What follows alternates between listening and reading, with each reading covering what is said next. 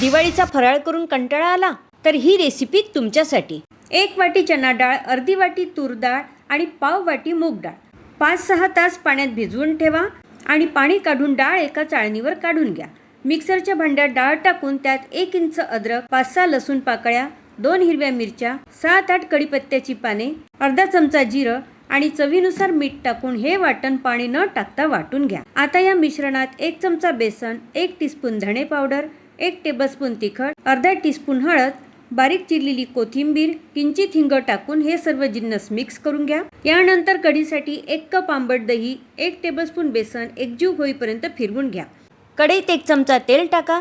तेल गरम झाले की त्यात मोहरी, 4-5 मेथीचे दाणे, जिरं आणि धणे टाका। नंतर तेजपान, 1 हिरवी मिरची व कढीपत्ता टाका। लसूण अद्रकची पेस्ट घाला। पेस्ट झाली की हिंग व 1 टीस्पून हळद टाकून फेटलेले दही टाका व 2 कप पाणी घालून कढीत उकळी येईपर्यंत फिरवत राहा, म्हणजे कढी फुटत नाही।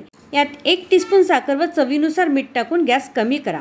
गोळ्याच्या मिश्रणात 1 टीस्पून तेल टाकून मिक्स करा व त्याचे याप्रमाणे छोटे छोटे गोळे बनवून घ्या। उकळत्या कढीमध्ये गोळे सोडा। गोळे आपोआप वर येऊ द्यायचे व नंतर झाकण ठेवून मंद आचेवर 10-15 मिनिटे होऊ द्या। कढी गोळे तयार आहेत। बघा, आतून पोकळ व जाळीदार झालेत।